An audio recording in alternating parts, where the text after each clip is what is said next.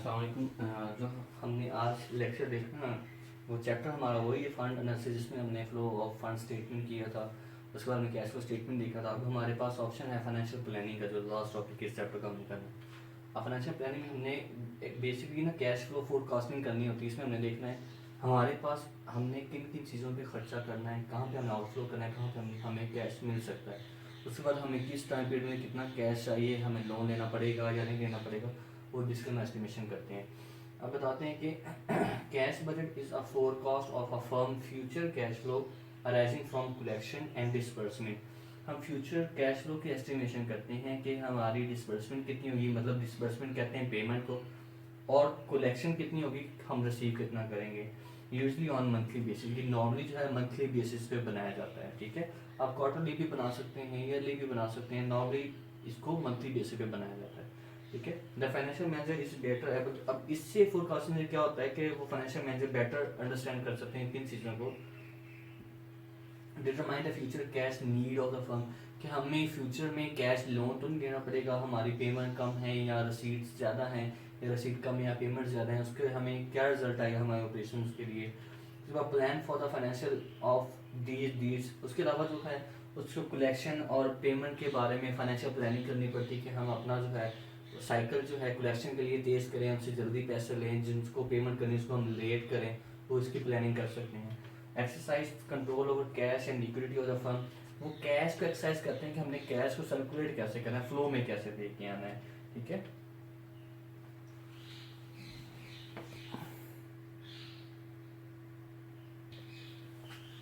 अब इसमें है सबसे पहले हमारा सेल फोरकास्ट आएगी, क्योंकि सेल्स किसके फोरकास्ट करते हैं, हमने सेल वालों से पैसे लेने होते हैं। ठीक है, हम सेल फोरकास्ट करेंगे, परचेज फोरकास्ट करेंगे, फिर उसके अकॉर्डिंग हम सेल्स के अकॉर्डिंग हम कलेक्शन फोरकास्ट करेंगे कि हमने पैसे कब कब किस मंथ में कितने पैसे हमारे पास आ रहे हैं। पेमेंट के लिए हम फिर परचेजेस को देखेंगे, उसके बाद हम देखेंगे अदर कौन कौन से हमारे एक्सपेंसेस हो रहे हैं। फिर हम एंड पे जो है कैश का बैलेंस देखेंगे, हमारे पास कलेक्शन कितनी है, ओपनिंग बैलेंस कितना है, कलेक्शन कितनी है, पेमेंट कितनी है, हमारा नेट कैश जो है वो अफेक्ट कितना हुआ है पेमेंट और से और रसीद से। फिर हम एंड पे देखेंगे हमारे पास एंडिंग कैश बैलेंस किस मंथ में कितना बच रहा है। ठीक है, तो अब सेल फोरकास्ट में सबसे पहले है इंटरनल सेल फोरकास्ट, मतलब देखेंगे represent sales representative project sales for the period in question, sale under their control और मैनेजमेंट। अब जो सेल की फोरकास्ट हमारी इंटरनल होती है, हम ये देखते हैं हमारे सेल्स कितनी बूस्टअप हो सकती है, कितनी उसमें इजाफा हो सकता है। ठीक है, sales projection are screened and consolidated for the product line. अब उसको हम स्क्रीन करते हैं, अलग अलग करते हैं, या उसको हम कंसोलिडेट करते हैं, एक डिफरेंट मंथ की कंसोलिडेट करते हैं अपनी सेल्स को। फिर product line sale projections are consolidated into single forecast. जो हमारी प्रोडक्ट लाइन सेल फोरकास्ट होती है, हर एक लाइन की जो सेल फोरकास्ट है उसको हम सिंगल सेल को ओवरऑल सेल को कंसीडर करते हैं। ठीक है, मतलब हम ये नहीं देखते हमारे ए प्रोडक्ट है, बी प्रोडक्ट है, उनकी अलग अलग कंसीडर करें। हम जितनी भी प्रोडक्ट हमारी सेल हो रही हैं सबको एक सेल कंसीडर करेंगे, सबको ऐड अप कर लेंगे। उसके बाद हमारी एक्सटर्नल सेल फोरकास्ट है economic projects, economist project overall economic and business trend that will affect the firm. इसमें क्या होता है हमारे जो इकोनॉमी की सिचुएशन है वो हमारी सेल फोरकास्ट पे अफेक्ट करती है, उसके अकॉर्डिंग हम देखेंगे। उसके बाद कुछ एक्सटर्नल जो एक्सटर्नल फैक्टर में है expect market share in projected of current and new product line. हम ये भी देखते हैं हमारी मार्केट शेयर अब कितना है और फ्यूचर में कितना होगा, उसके अकॉर्डिंग हम सेल फोरकास्ट करते हैं। फिर product line sales projection are consolidated into single forecast. Again यहाँ पे यही है हमारे जितने भी प्रोजेक्ट लाइन हैं, डिफरेंट प्रोडक्ट हैं, हम उनकी सबकी सेल को सम अप करके ऐड अप करके एक फाइनल जो है एक अपनी कंसोलिडेटेड फोरकास्ट सेल्स की फाइंड करते हैं।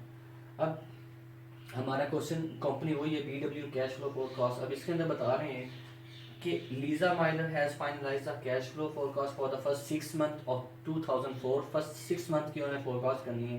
Lisa is expecting 90% of monthly sale will be credit sale, 80% of credit sale will be collected in 30 days, 20% in 60 days and no bad debts. अब इसके अंदर क्या है बेसिकली वो कहते हैं, जो उन्होंने एक डेटा दिया है कि जो उनकी सेल होगी, ठीक है, उसमें आपकी कैश सेल भी है डेफिनेटली और क्रेडिट भी है। वो कह रहे हैं कि जो उनकी जो लाइफ एक्सपेक्टेड मंथली क्रेडिट 90% जो है, 10% जो है वो कैश सेल होगी, 90% उनकी क्रेडिट सेल होगी। अब फर्दर वो बता दें इस 90% की कलेक्शन के बारे में कि जो इस 90% में से 80% है वो 80% इन 30 डेज,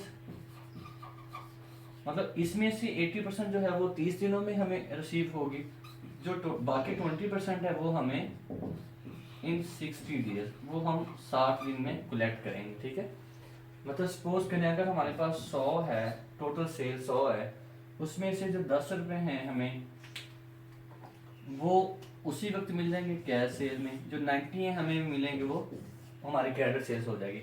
अब 90 का जो 80% है हमारा, ठीक है, 90 का 80% ले लें, उन्होंने कहा 72 बनता है, जो 72 है वो 30 दिनों में रिसीव होगा, बाकी जो हमारा है 18 है वो हमारा 60 डे में रिसीव होगा। ठीक है,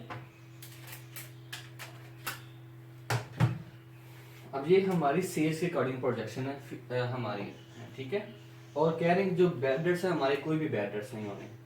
अब हमने उसने हमें कहा था पहले 6 माह का हमने कलेक्शन बनाना है, प्रोजेक्ट हम बना रहे हैं, जो हम प्रोजेक्शन कर रहे हैं वो 6 माह की कर रहे हैं। ठीक है, तो हम करेंगे कलेक्शन एंड अदर, हम कैश कलेक्शन, ठीक है, हम ये बना रहे हैं एंड अदर रसीद।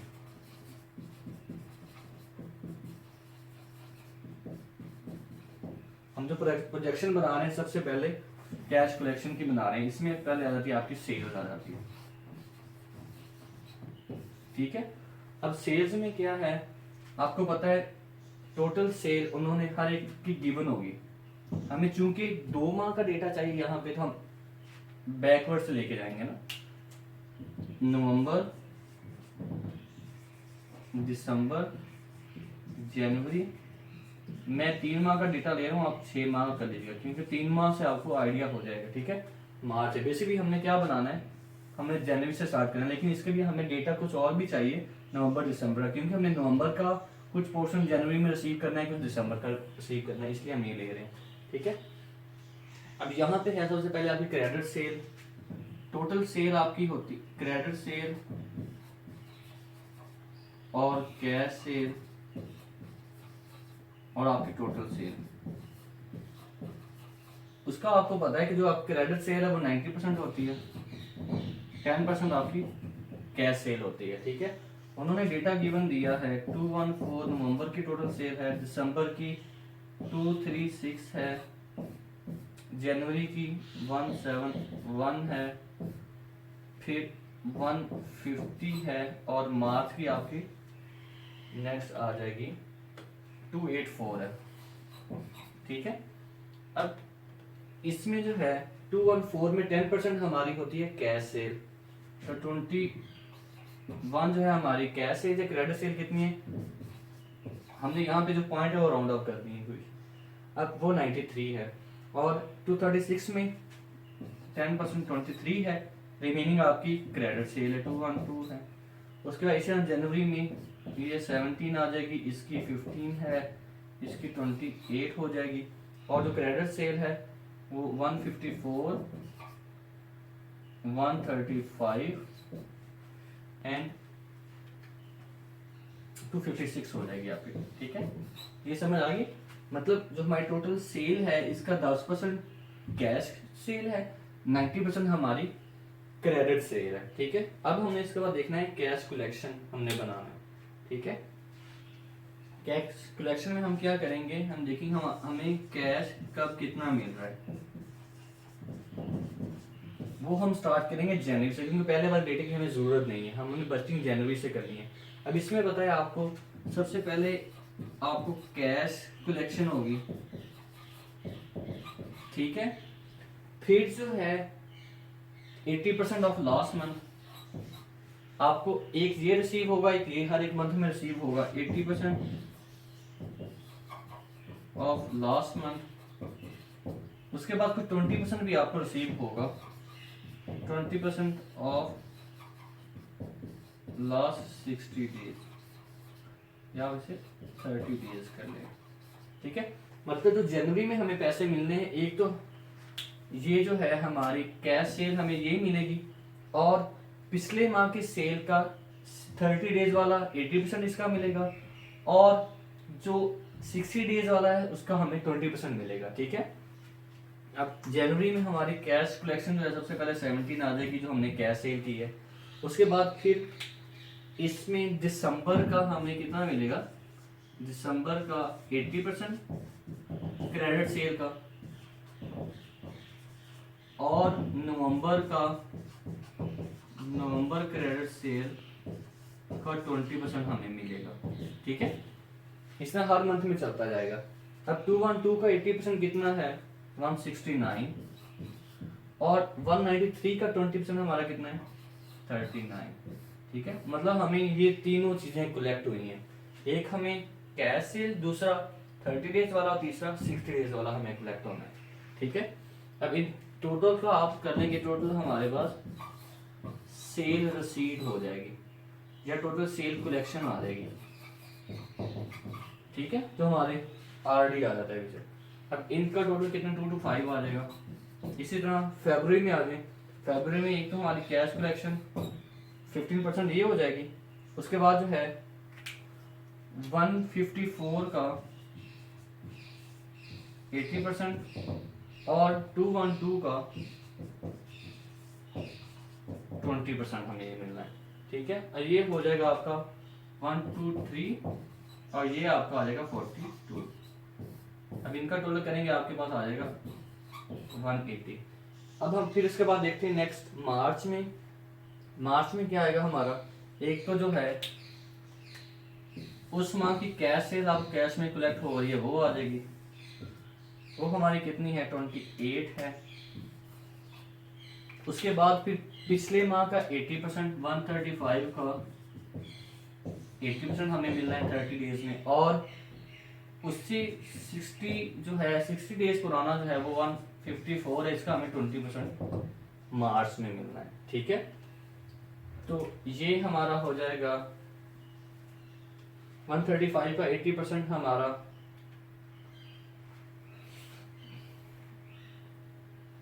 108 एंड 31। इसका हम टोटल करेंगे, हमारा आंसर आ जाएगा 167 एंड सो ऑन। हमें अप्रैल का, मई और जून तक का बनाना पड़ेगा, ठीक है। मतलब अप्रैल की जो है कैश कलेक्शन हमारी कितनी हो जाएगी, अप्रैल की कैश सेल 23 है, फिर पिछले माह का 80% और फिर अप्रैल में फरवरी का 20% हमें मिलेगा। इस तरह मई में हमारी कलेक्शन कौन सी होगी, कैश सेल ऑफ मई, उसके बाद 20% of April, sorry 80% of April sale and 20% of March sale. इस तरह जून में क्या होगा, कैश कलेक्शन हमारी 21 है, और जून में हमें मई के कितने पैसे मिलने हैं, क्रेडिट सेल के 80%, और अप्रैल के कितने पैसे मिलने हैं हमें, क्रेडिट सेल के 20% हमें मिलना है, ठीक है। हम ये हर एक इसी तरह से बना लेंगे सारे मंथ का, ठीक है। अब हमारे पास क्या आ गया, हमारे पास हर मंथ की कलेक्शन आ गई है, ठीक है। हमारे पास सेल बजट तो बन गया और हमारे पास कलेक्शन भी आ गई, हर मंथ की कितनी कलेक्शन होनी है, ठीक है। अब इसके बाद हमने क्या देखनी है, हमने अपनी डिसबर्समेंट देखनी है, पेमेंट देखनी है। उससे पहले इसको रिव्यू करते हैं। हमने जब कलेक्शन लेनी है, कलेक्शन के लिए हमें सबसे पहले सेल्स को देखना पड़ेगा, क्योंकि हमारी सेल्स कितनी है। उसके बाद हम सेल्स में देखेंगे टोटल सेल, उसमें से भी कुछ आपकी कैश सेल होगी, कुछ आपकी क्रेडिट सेल होगी, ठीक है, हर मंथ की इसी तरह से। फिर आपने कैश कलेक्शन देखनी है, आपको 3 तरह की या जितनी भी पॉसिबिलिटी है उतनी आपकी कलेक्शन हो सकती है। सबसे पहले आपको एक माह, उस माह की जो कैश सेल है वो आपकी मिलेगी, और उस मंथ में जितनी आपकी कलेक्शन आ रही है वो आपने रिसीव करनी है, ठीक है। जैसे यहाँ पे दिया था 80% जो है 30 डेज वाला होता है और 20% जो है 60 डेज वाला होता है, ठीक है। अब मतलब 10% आपको ये एक मंथ में रिसीव होना है, उसके बाद 80% रिसीव होना है और 20% भी रिसीव होना है, फिर आपकी कलेक्शन कंप्लीट हो जाएगी, ठीक है। इसमें हमारी कैश कलेक्शन जनवरी की 17 है। अब और हमने जनवरी में क्या रिसीव करना है कि जो ये हमने पेमेंट की है इसका जो है दिसंबर का, अब इसकी पेमेंट जनवरी में 60% जानी है आपकी, ठीक है। उसके बाद इसका जो बाकी सॉरी 80% जानी है। अब 80% यहाँ पे मिल गया और इसके बाकी 20% वो आपको फरवरी में मिलना है, ठीक है। समझाइए इस बात की। इसी तरह जो 190, अब 154 है क्रेडिट सेल है, अब इसका आपको 80% जो है नेक्स्ट मंथ फरवरी में मिल जाएगा, और जो 20% है वो 60 डेज के बाद आपको जो है मार्च में जाके मिल जाएगा। इसी तरह ये प्रोसीजर चलता जाएगा, ठीक है। उस मंथ में एक तो उस पर्टिकुलर मंथ की कैश रसीट प्लस पिछले माह की जो उनके पास कलेक्शन आ रही है वो इसमें आती है आपके डिसबर्समेंट में या सॉरी आपकी कलेक्शन रसीट में। अब इसके बाद हम देखते हैं कि हमने पेमेंट कैसे करनी है। इसके लिए हम सबसे पहले देखेंगे परचेजेस का बनाएंगे, ठीक है। अगर सेल में ऐसे तो परचेज में भी ऐसे हो सकता है ना, हम परचेजेस भी इसी टर्म पे रिसीव कर सकते हैं।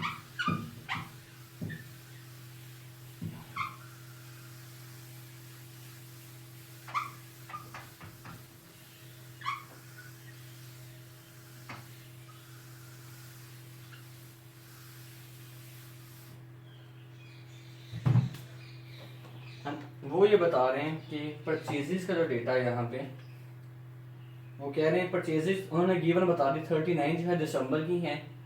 उसके बाद जो ठीक है आपको हर माह की परचेजेस उन्होंने गिवन होगी ऐसे, ठीक है। अब हमने करना है डिस्बर्समेंट का बनाना है, disbursement schedule of projected cash.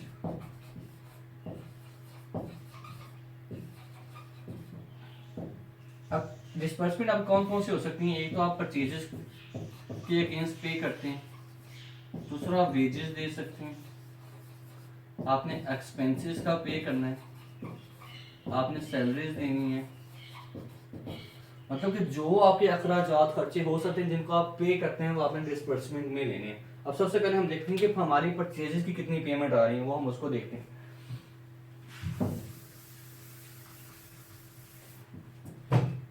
अब परचेजेस हमें इसका जो उन्होंने टर्म एंड कंडीशन बताई थी वो इस तरह से है आपकी, अगर आप देखें तो उन्होंने कहा जो परचेजेस हैं आपकी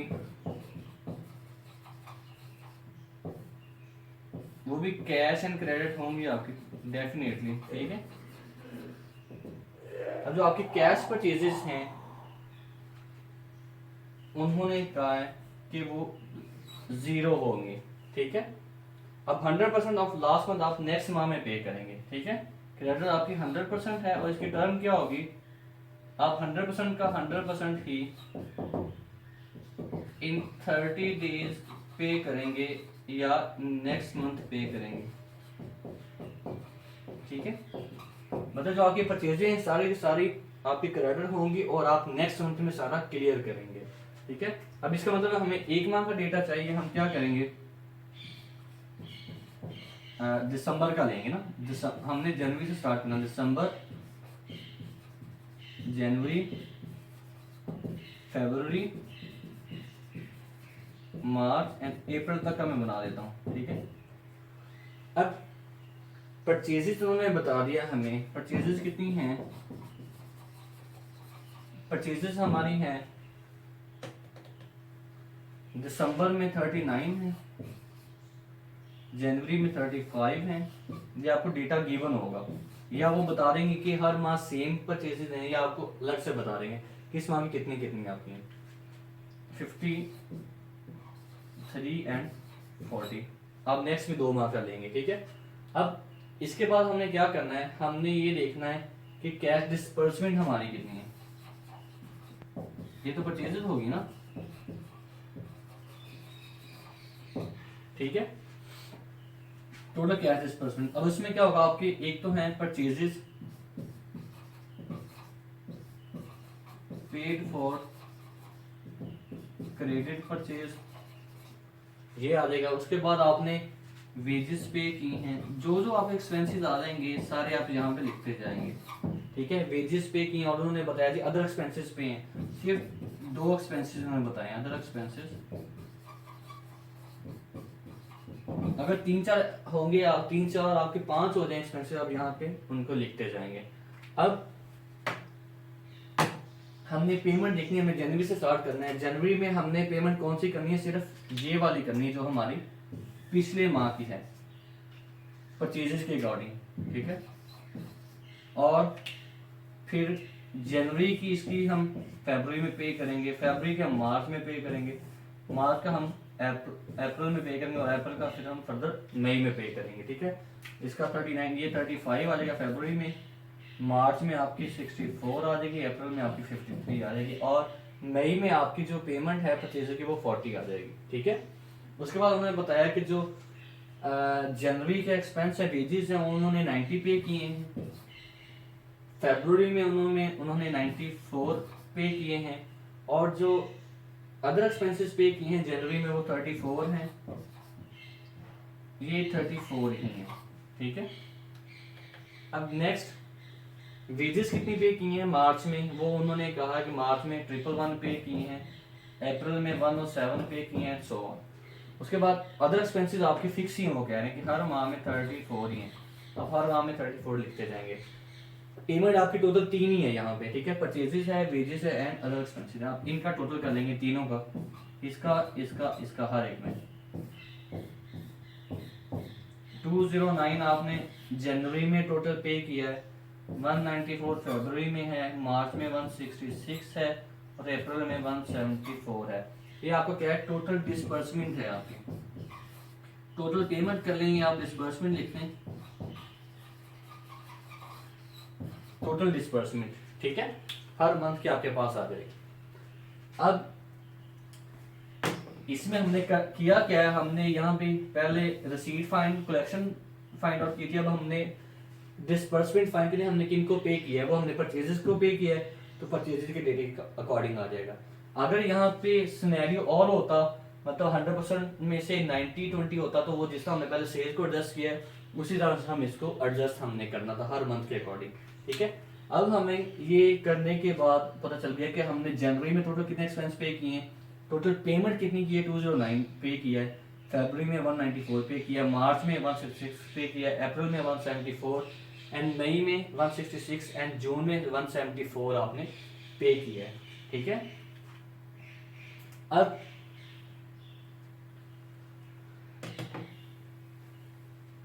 ये तो हमारी होगी ऑपरेटिंग एक्सपेंस के मुताबिक। अब उन्होंने कहा है कि जो परचेजिंग एंड ऑपरेटिंग एक्सपेंस के अलावा कुछ उन्होंने और भी पेमेंट की है, ठीक है।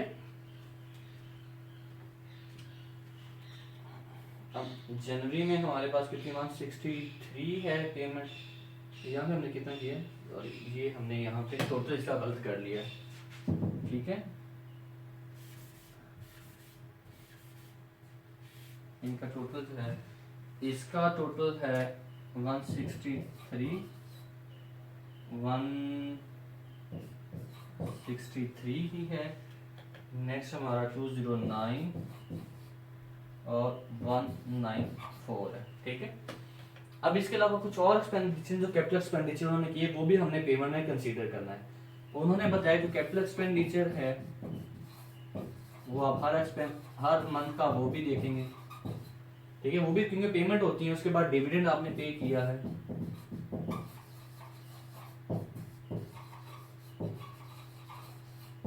ठीक है। डिविडेंड के बाद आपके पास आ जाता है इनकम टैक्स आपने पे किया है। अगर आप इंटरेस्ट आपने पे किया तो वो भी इंटरेस्ट यहाँ पे आ जाएगा। वो बता रहे हैं कि जनवरी में 70 कैपिटल एक्सपेंडिचर है, फरवरी में 40 है, मार्च में कोई नहीं है, उसके बाद फिर डिविडेंड जो पे किया 0, डिविडेंड अभी यहाँ पे 0 है। उसके बाद इनकम टैक्स जो है वो 25 जनवरी में पे किया है, फरवरी में पे नहीं किया, मार्च में भी नहीं किया। इसके बाद नेक्स्ट देखते हैं अप्रैल में कैपिटल एक्सपेंडिचर 0 है, डिविडेंड भी 0 है और इनकम टैक्स 25 पे किया है, ठीक है। हर 3 माह बाद वो पे कर रहे हैं बेसिकली। ये आपको डेटा गिवन होगा कि किस मंथ में क्या क्या चीजें आ रही हैं। जो आपका डिविडेंड है नॉर्मली वो 6 माह बाद पे करते हैं, तो एंड वाले जून में जाके आपका डिविडेंड वो दे रहे हैं कि तो आपने 10 पे किया डिविडेंड, ठीक है। मतलब जिस माह का जो एक्सपेंस होगा हम उस माह में ट्रीट करेंगे। अब यहाँ पे ये था of purchase and operating expenses के अकॉर्डिंग था हमारा पहले, ये हमारी टोटल डिसबर्समेंट आ जाएंगी।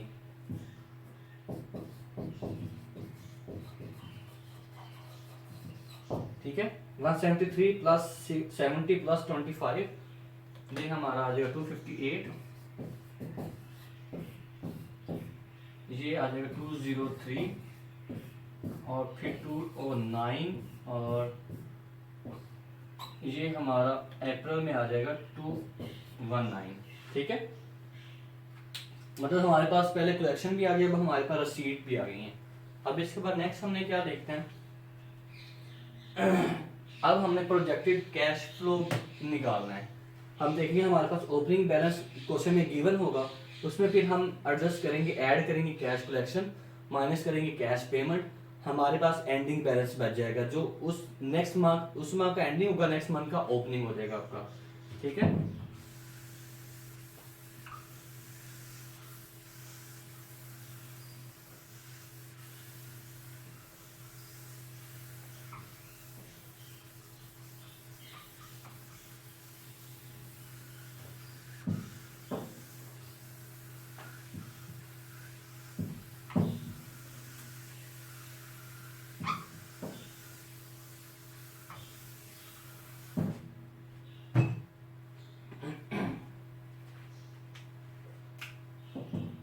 अब हमने नेक्स्ट देखना है projected net cash, cash flow and cash balances. ठीक है, अब इसमें हमें डेटा जो चाहिए वो वही सेम, हमने 6 माह का लेना है। हम जनवरी से जनवरी, फरवरी, मार्च एंड अप्रैल में, आप मई एंड जून। ठीक है, अब बिगिनिंग कैश बैलेंस जो है जनवरी का गिवन होगा,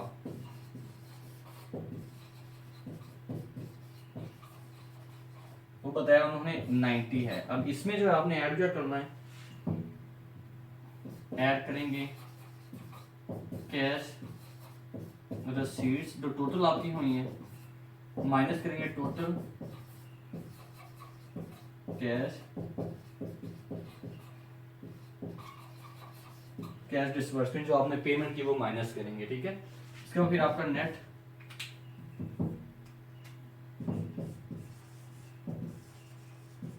कैश फ्लो आ जाएगा। नेट कैश फ्लो एक्चुअली आपका डिफरेंस होता है रसीद का एंड डिसबर्समेंट का। ठीक है, और फिर जो है बिगनिंग में आप नेट कैश फ्लो ऐड करेंगे या बिगनिंग में ऐड करेंगे रसीद एंड माइनस करेंगे कैश बैलेंस, आपका आ जाएगा एंडिंग बैलेंस, आ जाएगा एंडिंग कैश बैलेंस।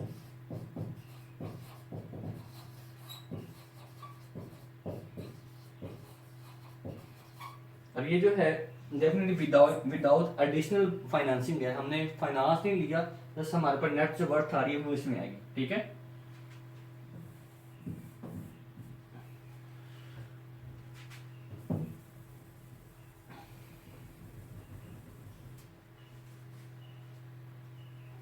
ये छोटा आपका डिफरेंस होता है नेट कैश फ्लो रसीद एंड पेमेंट का।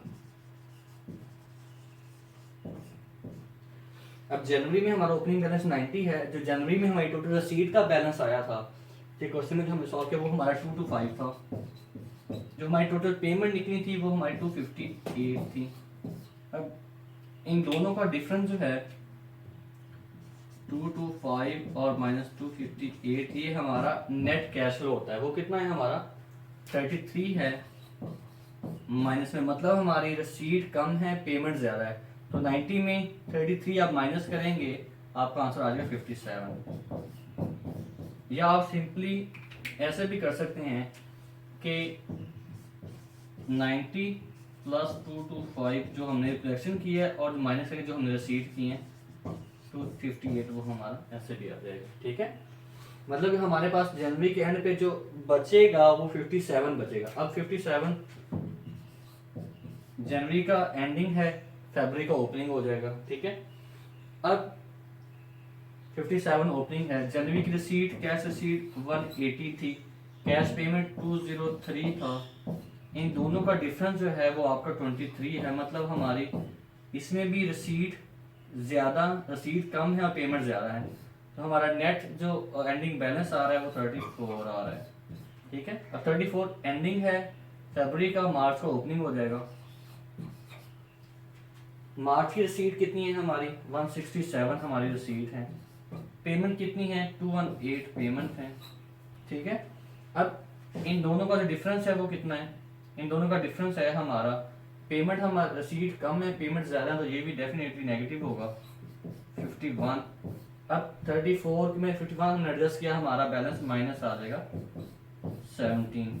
ठीक है, अब हम अप्रैल का देखते हैं, -17 एंडिंग है मार्च का, तो अप्रैल का भी -17 हो जाएगा। इसमें फिर हम ऐड करते हैं कैश कलेक्शन 255, कैश पेमेंट जो हमारी है वो 219 है। अब इसमें क्या है, रसीद ज़्यादा है पेमेंट हमारी कम है, मीन्स हमारा पॉजिटिव बैलेंस है, नेट कैश फ्लो जो हमारा पॉजिटिव है। 17 में 56 ऐड करेंगे, हमारा कितना आ जाएगा, हमारा आ जाएगा आंसर जो है 17 माइनस है और पॉजिटिव 36 है, ये हमारा बैलेंस आ जाएगा हमारा 19 हमारा बैलेंस है, और ये 19 नेक्स्ट मंथ का ओपनिंग हो जाएगा। और मई में हमारी पेमेंट 233 है, कलेक्शन हमारी 166 है, पेमेंट कम है कलेक्शन ज़्यादा है हमारी, फिर पॉजिटिव है। तो 19 में 67 ऐड किया, हमारा 86 हमारा एंडिंग बैलेंस आ गया। ठीक है, अब 86 हमारा जून का ओपनिंग है, फिर जून की जो रसीट्स हैं वो हम ऐड करेंगे, 190 है, 184 हमारी पेमेंट है, इन दोनों का डिफरेंस हमारा 14 का सॉरी हमारा 6 का है, 184 हाँ 6 का है। ठीक है, अब 86 में 6 ऐड किया, हमारा 92 आ गया। ठीक है, मतलब हमारा ओपनिंग बैलेंस 90 है उस 6 माह के स्टार्ट में, और 6 माह के एंड में हमारा एंडिंग बैलेंस है वो 92 है। और ये आपको पता है हमने कहाँ से लिया है, हमने टोटल कलेक्शन से हमें निकला है, और ये जो है हमारी टोटल डिसबर्समेंट से हमें मिला है। ये जो आंसर आता है ये डिफरेंस है,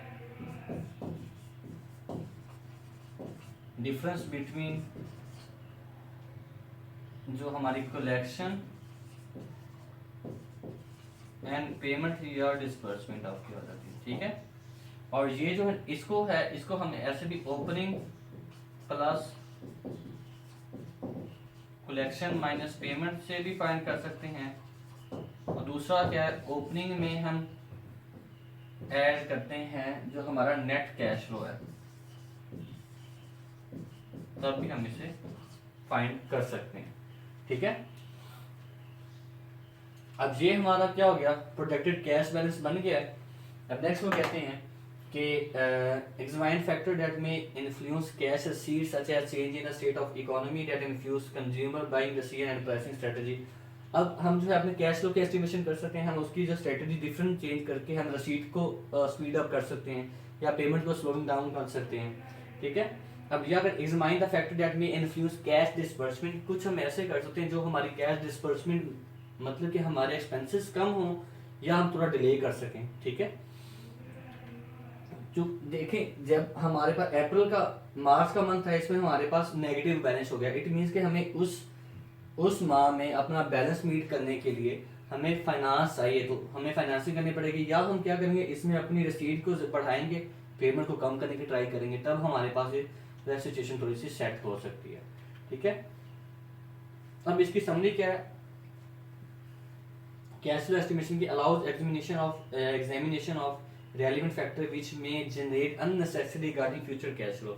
हम इससे ये आइडिया लगा सकते हैं हमने कहाँ पे पैसे लगा रहे हैं, कहाँ से हम पैसे ले रहे हैं, हम अपनी पेमेंट को स्लो डाउन या हम पेमेंट कम कैसे करें, कलेक्शन को बढ़ाएं कैसे, वो हमें फैक्टर नजर आ जाएंगे वहाँ से। Enable management to better plan for contingencies that will arise then using a single point estimate on monthly cash flow. इससे एक तो क्या हमें पता चलता है, हमें ये पता चलता है कि किस मंथ में हमें प्लानिंग ज़्यादा बेहतर करने की जरूरत है। जैसे हमारे पास नेगेटिव बैलेंस मार्च में, हम मार्च को या फरवरी को प्रॉपर रिफाइन करेंगे ताकि मार्च में हमारे पास नेगेटिव बैलेंस ना आए, हमारे पास ऐसी सिचुएशन ना आए कि हम अपने ऑपरेशंस को मीट करने के लिए हमारे पास पैसे ही ना हो, उसको हम ओवरकम करेंगे। ठीक है, अब फाइनेंशियल, इसके बाद हमने अपनी क्या करनी है, हमने अपनी फाइनेंशियल स्टेटमेंट बनानी है फोरकास्टेड बेसिस पे। हम फोरकास्टेड इनकम स्टेटमेंट बनाएंगे, फोरकास्टेड बैलेंस शीट बनाएंगे। हमारे पास सारे का सारा डेटा अवेलेबल है, हमारे पास सेल अवेलेबल है, लेकिन ये जो हम बनाएंगे हम टोटल 6 माह के इकट्ठी बनाएंगे। ठीक है, सेल्स अवेलेबल है, एक्सपेंसेस हमारे पास हैं। ठीक है, इनकम स्टेटमेंट की चीज़ें हमारे पास पूरी है। उसके बाद हमारे पास कैश बैलेंस है, अकाउंट रिसीवेबल है, पेमेंट है, लायबिलिटीज वगैरह हैं। जो हमारे पास डेटा नहीं है वो हमें गिवन डेफिनेटली किया जाएगा। ठीक है, मतलब ये जो डेटा हम इसको यूज करके जो जो हमने चीज़ें की हैं, हम इनकम स्टेटमेंट और जो है बैलेंस शीट बना सकते हैं। अब जैसे इन्होंने बताया जी, इनकम स्टेटमेंट का डेटा कुछ है कि जो 6 माह की हमारे पास जो सेल है, आप 6 माह की टोटल सेल जो हमने पहले बनाई थी उसको आप ऐड अप करेंगे, आपको टोटल आ जाएगा उस 6 माह का, वो हमारी है 1.222 मिलियन है आपकी। तो कॉस्ट ऑफ गुड सोल्ड है वो उन्होंने बताया कि average of the 2001 and 2003 selling and general administrative cost are forecasted at 34,000 per month, वो भी हमारे पास हमने कैलकुलेट की थी। While the income tax rate is assume 40%, assume किया है कि 40% टैक्स रेट होगा, वो हम बाद में अप्लाई करते हैं एंड पे। तो बाद cash dividend and interest expenses are expected to remain constant, उन्होंने बताया कि जो कैश डिविडेंड है और जो हमारे इंटरेस्ट एक्सपेंस है वो हमारे सेम कंसीडर किए जाएंगे, हर एक में सेम है। अब हम बनाते हैं इनकम स्टेटमेंट। नेट सेल हमारे पास अवेलेबल है 1,222 जो क्वेश्चन में थी।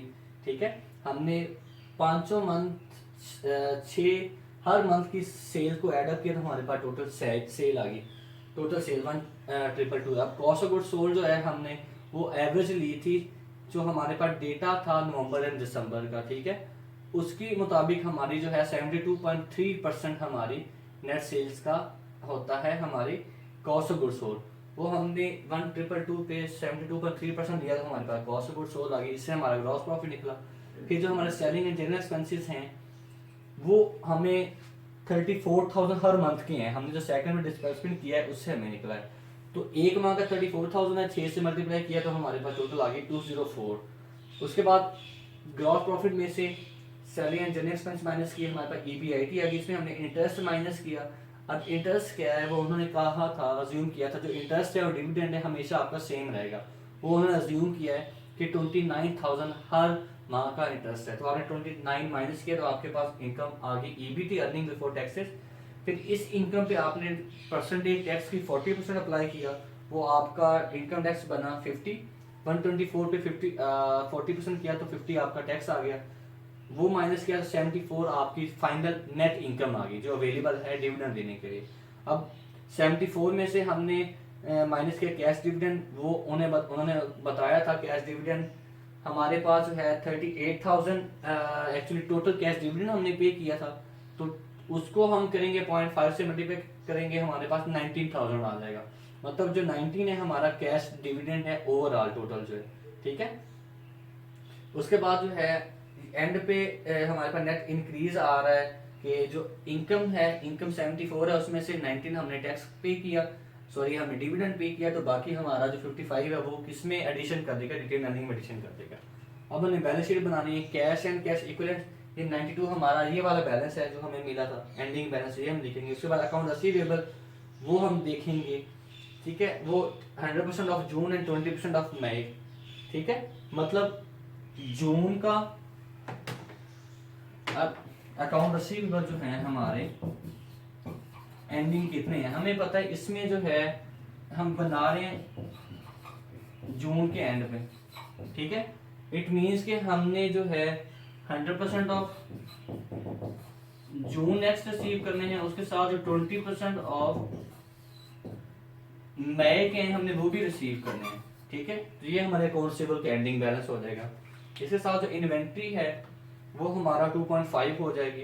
ठीक है, ये भी हमें क्वेश्चन में गिवन है, उसके अकॉर्डिंग हमें मिल जाएगा। उसके बाद प्रीपेड एक्सपेंसेस, ये भी डेटा हमारे पास है 5 है, टैक्स प्रीपेड 10 ये गिवन होगा। करंट एसेट आगे, फिक्स एसेट का हमें बताया है उन्होंने कौन कौन से हमारे फिक्स एसेट हैं, उसमें से क्यूमुलेटिव डेप्रिसिएशन हम माइनस करेंगे, net fix asset, investment, other asset. मतलब इसमें जो मेन चीजें हमारी cash and cash equivalent, account receivable and inventories है, बाकी सारा डेटा हमें अवेलेबल होगा, हम वो पुट करेंगे। हमारे पास एसेट साइड आ गई। अब लायबिलिटी साइड पे जाए तो हमारे पास नोट पेएबल हमने वो देखने हैं जो अमाउंट हमारे पास down previous balance less amount paid down, जो प्रीवियस बैलेंस हमें ओपनिंग गिवन है उसमें हम जो पे किया वो माइनस करेंगे। अकाउंट पेएबल जो है हमने इसमें क्या आएगा, हमारी टोटल जो परचेजेस हैं, हमारी परचेजेस एक तो हमने जो उनके परचेजेस पे करनी है वो हमारा अकाउंट पेएबल में आ जाएगा 100%। उसके बाद है अक्रूड टैक्सेस, हमने टैक्स पे करना है, अगर तो हमें टैक्स गिवन है क्वेश्चन में तो वो हम पे कर देंगे, ठीक है। अब इसमें अक्रूड टैक्स हमारा कितना है, 16 है। जो हमारा टैक्स बना था वो एज इट इज सारा हमारा इसमें आ जाएगा, ठीक है। और बाकी चीज़ें आपके पास गिवन होंगी एज इट इज सब आ जाएंगी, लेकिन जो रिटेन अर्निंग है उसमें हमारा जो हमारी इनकम बनी है 55 इंक्रीज हो रहा है ना, जो हमारे पास ओपनिंग बैलेंस शीट वहां पे पड़ी होगी, ठीक है, उसमें हम ऐड क्या करेंगे, ऐड हम कर देंगे रिटेन अर्निंग एंडिंग बैलेंस, ठीक है। तो हमारे पास टोटल जो है बैलेंस शीट यहाँ पे आ जाएगी। अब एंड पे मैं क्या बात बता दूं, इनकम स्टेटमेंट के लिए तो डेटा हमारे पास निकल आएगा, कुछ डेटा हमें अवेलेबल होगा। बैलेंस शीट के लिए हमारे पास जो जनवरी से पहले की या हम दिसंबर की हमारे पास बैलेंस शीट होगी, दिसंबर 31 की एक्चुअल बैलेंस शीट हमारे पास है ना, हम एक्चुअल में चेंजेस करेंगे अपनी जो प्रोजेक्टेड चीजें हैं, ठीक है। मतलब हमारा कैश है, अकाउंट रिसीवेबल है, अकाउंट पेएबल है, हमारा रिटेन अर्निंग अकाउंट है, ये जो 4-5 अकाउंट है हमारे वो हम एडजस्ट करेंगे, बाकी एज इट इज आ जाएंगे यहाँ पे, तो हमारी बैलेंस शीट भी प्रोजेक्टेड बन जाएगी, ठीक है। तो इसमें जो हमारा मेन जो चीजें हैं हमारी, हमने वो जस्ट हमारी कैश, ये जो है ये हमारी मेन है इसके अंदर, ठीक है, कि हमने कैश डिस्बर्समेंट कैसे करनी है और कैश कलेक्शन हमने किस तरह से मैनेज की है, कि हमने प्रोजेक्टेड नेट कैश कैसे हमने देखा है यहाँ पे, ठीक है। इसमें कोई इशू हो तो आप करनी जो है कनेक्ट कर सकते हैं।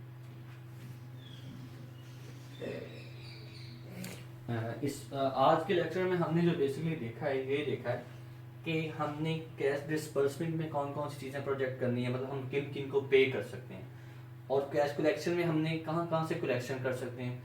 पेमेंट में क्या है, आप परचेजेज के लिए पेमेंट कर सकते हैं, वेजेस के लिए, सैलरीज के लिए, अदर एक्सपेंसेस के लिए पे कर सकते हैं, कैपिटल एक्सपेंडिचर के लिए पे कर सकते हैं आप, ठीक है।